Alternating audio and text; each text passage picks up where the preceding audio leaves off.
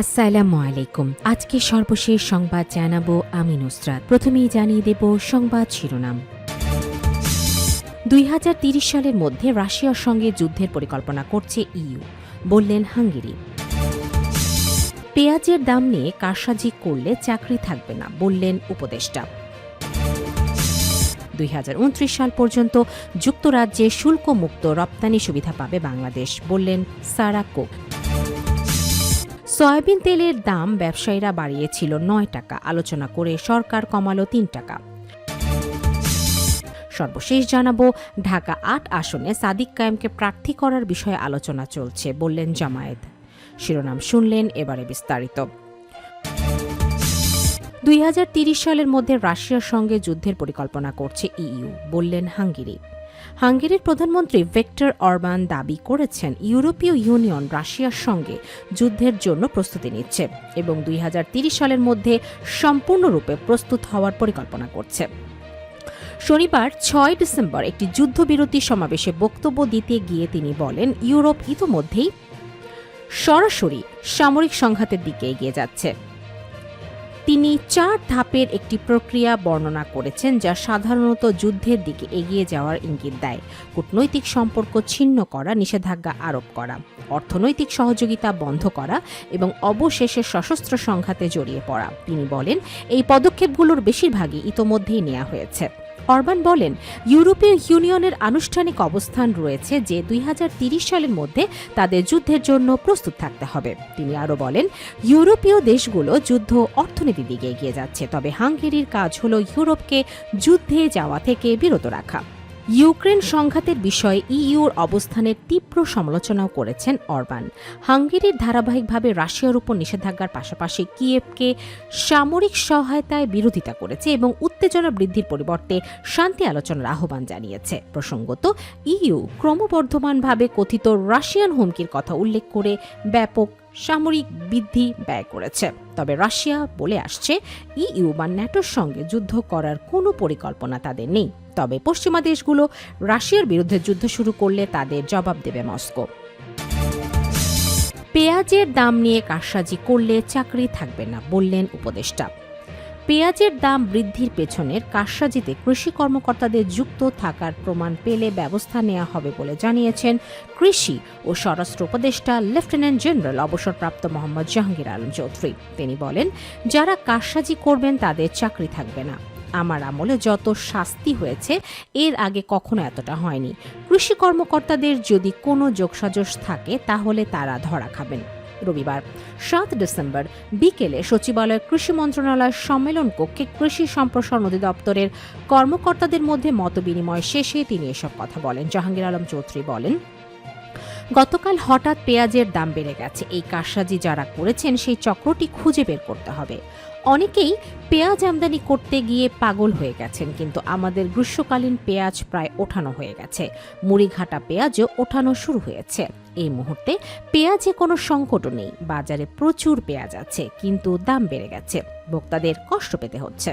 তিনি আরও বলেন, পেঁয়াজের বাজার স্থিতিশীল রাখতেই আমদানির সিদ্ধান্ত নেওয়া হয়েছে। পেঁয়াজের দাম বাড়ানোর কারসাজিতে কৃষি কর্মকর্তাদের যুক্ত থাকার প্রমাণ পেলে ব্যবস্থা নেওয়া হবে।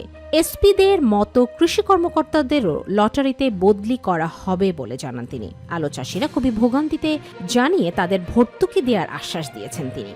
উপদেষ্টা বলেন, আমাদের আলু রপ্তানি হয়, কিন্তু আলুর মান ভালো না। কাজেই যে আলুতে চিপস হয় সেটা আমাদের এখানে কম উৎপাদন হয়। কাজেই এখন গবেষণা করে আলুর জাত উন্নত করতে হবে, যাতে এটা বিভিন্নভাবে ব্যবহার করা যায়।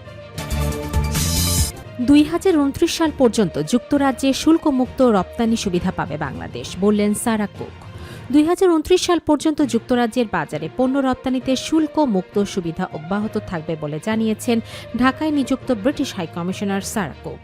রোববার 7 ডিসেম্বর সন্ধ্যায় রাজধানীর একটি হোটেলে আয়োজিত HSBC এক্সপোর্ট এক্সেলেন্স অ্যাওয়ার্ড 2025 অনুষ্ঠানে বিশেষ অতিথির বক্তব্যে তিনি কথা জানান। সারা কুক বলেন, 2029 সালের পরও বাংলাদেশ থেকে রপ্তানিকৃত তৈরি পোশাক সহ প্রায় 92% পণ্য যুক্তরাজ্যের বাজারে শুল্কমুক্ত প্রবেশাধিকার পাবে। এতে বাংলাদেশের রপ্তানির বাজারে বৈচিত্র্য আনতে গুরুত্বপূর্ণ ভূমিকা রাখবে। তিনি আরও বলেন, এই সিদ্ধান্ত প্রমাণ করে যে যুক্তরাজ্যে দীর্ঘমেয়াদে বাংলাদেশের সঙ্গে বাণিজ্য সম্প্রসারণে আগ্রহী এবং ভবিষ্যৎ অর্থনৈতিক সম্পর্ক আরও জোরদার করতে চায়। সয়াবিন তেলের দাম ব্যবসায়ীরা বাড়িয়েছিল ৯ টাকা, আলোচনা করে সরকার কমালো ৩ টাকা। দেশের বাজারে ভোজ্য তেলের দাম বাড়ানো হয়েছে। Bangladesh vegetable oil refiners and Vanaspati manufacturers association জানিয়ে দিয়েছে, নতুন দাম সোমবার ৮ ডিসেম্বর থেকে কার্যকর হবে। বিজ্ঞপ্তিতে বলা হয়েছে, আন্তর্জাতিক বাজারের সঙ্গে সামঞ্জস্য রেখে বাণিজ্য মন্ত্রণালয়ের সঙ্গে আলোচনা করে দাম সমন্বয় করা হয়েছে। নতুন দাম প্রতি লিটারে বোতলজাত সয়াবিন তেল ৬ টাকা বাড়িয়ে ১৯৫ টাকা, খোলা সয়াবিন তেল ৬০ টাকা বাড়িয়ে ১৭৬ টাকা, পাম তেল খোলা প্রতি লিটার ১৬৬ টাকা, ৫ লিটারের বোতলজাত সয়াবিন তেল ৩৩ টাকা বাড়িয়ে ৯৬৫ টাকা। পূর্ব ঘোষণা ছাড়া দাম বাড়ানো বাণিজ্য উপদেষ্টা শেখ বশিরউদ্দিন জানিয়েছিলেন, ব্যবসায়ীরা শাস্তিযোগ্য কোনো অপরাধ করলে দৃশ্যমান ব্যবস্থা নেওয়া হবে। তিনি বলেন, ব্যবসায়ীরা দাম বাড়ালেও সরকার পূর্বেই জানত না, আগের দামে বিক্রি করা হতো, কোনো ক্ষেত্রে ব্যবস্থা নেওয়া হতো। উপদেষ্টা আরও বলেন, যদি দাম বাড়ানোর যৌক্তিক কারণ থাকে সেটি নিয়ে আলোচনা করা হবে। সরকারের নিয়ন্ত্রণ আছে, তা পদক্ষেপের মাধ্যমে প্রতিফলিত হবে। সম্প্রতি কোনো ঘোষণা ছাড়াই ভোক্তা পর্যায়ে সয়াবিন তেলের দাম বাড়ান ব্যবসায়ীরা। নতুন করে বাজারে আসা ৫ লিটারের বোতল বিক্রি হয় ৯৬৫ টাকায়, আগের দাম ছিল ৯২২ টাকা। এছাড়া বোতলজাত প্রতি লিটার ১৯৮ টাকা নির্ধারণ করা হয়। বোতলজাত প্রতি লিটার ১৮৯ টাকা দরে বিক্রি হয়েছিল। ঢাকা ৮ আসনে সাদিক কায়েমকে প্রার্থী করার বিষয়ে আলোচনা চলছে, বললেন জামায়াত। নির্বাচন ঘনিয়ে আসার সঙ্গে অন্য সব আসনের মতো ঢাকা ৮, মতিঝিল, শাহবাগ, রমনা, পল্টন, শাহজাহানপুর আসন নিয়ে নানা হিসাব নিকাশ করছেন রাজনৈতিক দলগুলো। আসনটিতে বাংলাদেশ জামায়াতে ইসলামের প্রার্থী হিসাবে ছাত্র শিবিরের কেন্দ্রীয় নেতা ও ডাকসু ভিপি সাদিক কায়েমের বিষয়ে দলীয় ফোরামে আলোচনা করছে বলে জানিয়েছে সংগঠনটি। রোববার ৭ ডিসেম্বর ইত্তেফাক অনলাইনকে বিষয়টি নিশ্চিত করেছে জামায়াতে ইসলামের সহকারী সেক্রেটারি জেনারেল এবং প্রচার ও মিডিয়া বিভাগের প্রধান এহসানুল মাহবুব জুবায়ের। ঢাকা ৮ আসনে সাদিক কায়েমের প্রার্থিতা নিয়ে আলোচনার বিষয়ে ইত্তেফাককে তিনি বলেন, আমরা সাদিক কায়েমের বিষয়ে চেষ্টা করছি, আলাপ আলোচনা করে একমত হওয়া গেলে আমরা ঘোষণা করব ইনশাআল্লাহ। পাশাপাশি তরুণরা যারা নেতৃত্ব দিয়েছেন তাদের নিয়েও আলোচনা হচ্ছে। এদিকে বাংলাদেশ ইসলামী ছাত্র শিবিরের পক্ষ থেকে জানানো হয়েছে, ছাত্র সংগঠনটির কোনো নেতাকর্মীর নির্বাচন করার ব্যাপারে এখন পর্যন্ত কোনো সিদ্ধান্ত নেওয়া হয়নি। কেন্দ্রীয় শিবিরের প্রচার সম্পাদক আজিজুর রহমান আসাদ শনিবার ৬ ডিসেম্বর রাতে নিজের ভেরিফাইড ফেসবুক আইডিতে একটি স্ট্যাটাসে এই তথ্য জানান। তিনি বলেন, সাদিক কায়েম ঢাকা ৮ থেকে নির্বাচন করছেন এমন খবরের সত্যতা যাচাই করতে অনেকেই নক দিচ্ছেন। ইতোমধ্যেই ২-১ সাংবাদিক এই ইস্যুতে ফেসবুকে পোস্ট করেছেন। ছাত্র শিবিরের কেন্দ্রীয় সভাপতি দুদিন আগে মিডিয়াতে এই বিষয়ে স্পষ্ট বক্তব্য দিয়েছেন।